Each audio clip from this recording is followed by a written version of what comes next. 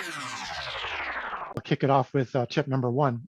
So the first tip that we have is before you start anything, you really have to have a really clear understanding of the difference between compliance and governance. Now these are $10 terms, maybe they're $1,000 terms, but they're frequently misunderstood. They've been misapplied, and some people think they can just ignore those terms and just forget those concepts entirely. But really, they're not optional. These are concepts you can't ignore if you want to actually succeed. So let's clarify this. So the photo on the screen, I think, is a really helpful analogy. So it's a road trip. So here, compliance is in the distance. This is your destination. It's where you want to be. It's where you want to arrive. And this virtual place called compliance has been defined by your policies. Usually it's driven by your industry requirements. And in a nutshell, compliance includes your policies and so on that impinge upon how long different types of content are retained, as well as the labeling schema that you put on all your content, which facilitates reliable extraction of these documents on demand, even years later. And so how do you get to your compliance destination? Well, you need a vehicle, and that vehicle is governance.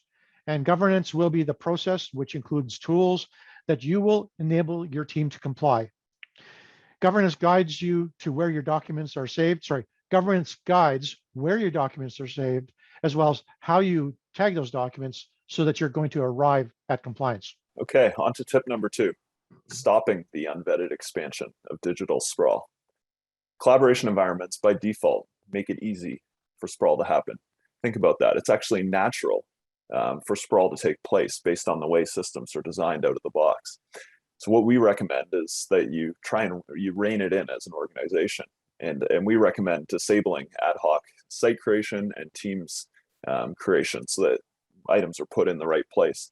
The goal is not to constrain the business, though, and you need to be careful of this. It's more to funnel the content into the existing teams, channels, and repositories that are already provisioned and already exist. Tip number three. Now, to succeed, you're going to have a map of all your documents and content in your organization. In other words, this is also known as information architecture, or IA. Now, some organizations centrally define their IA, and maybe it's in the records management department, or maybe it's some group in IT. But in our experience, working with many different customers, our experience shows that IA initiatives really only get traction. They're really only successful when they're developed collaboratively with the front lines users. Those are the stakeholders that create and process most of your documents.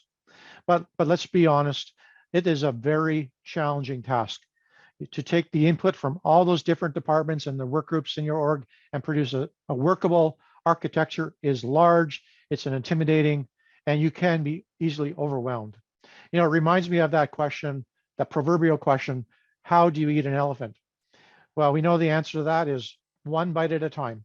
And it's true. All these massive tasks can be completed successfully, but you need to set a path of sequential, doable steps.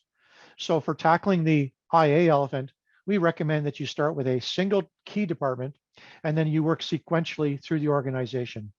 You plan your IA requirements using a spreadsheet. You don't do it in SharePoint. You don't do it in your end system. You start with a document. You start with a spreadsheet, and you plan things in three different dimensions.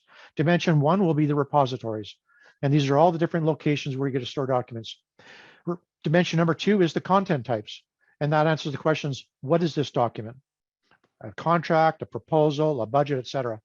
And that last dimension is key.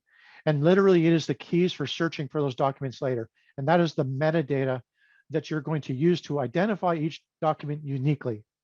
So do not ignore metadata. This is what turns a file share into a DMS. And in the end, your IA spreadsheet, you want to get that signed off by all your stakeholders before you actually go and create any type of content in SharePoint or anywhere in Microsoft 365.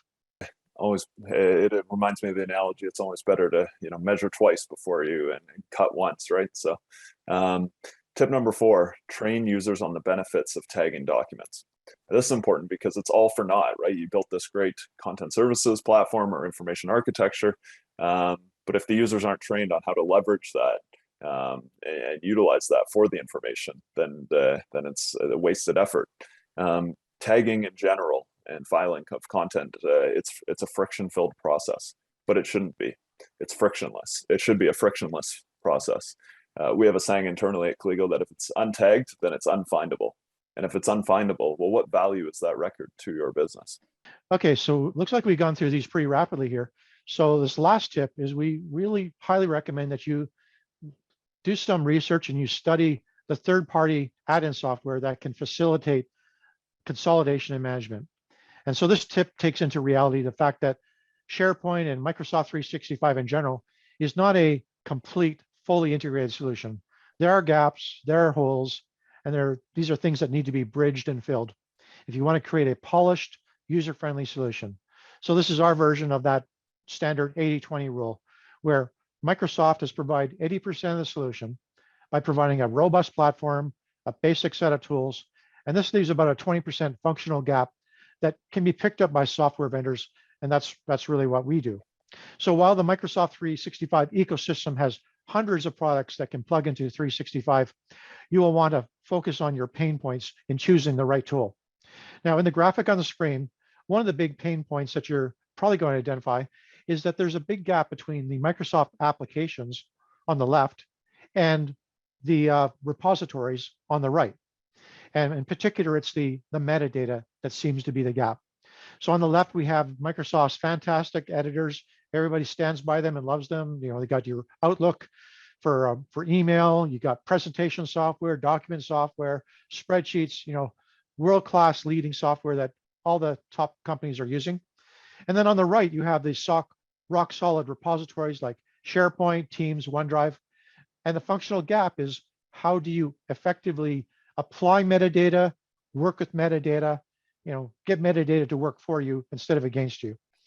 And so, for example, how do you get your emails and documents over to the cloud destination, including all the metadata that's so critical as part of your IA?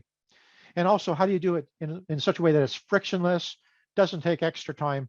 And of course, this is one of our focuses as an add-in provider, to create a suite of products that bridge that gap between the Microsoft apps and the Microsoft storage. And you're going to find that good add-ins are user-friendly. They don't introduce confusing screens or extra steps. And in the end, the right add-in will always have a positive ROI. Ultimately, it's going to reduce cost and ensure that you arrive at that compliance destination.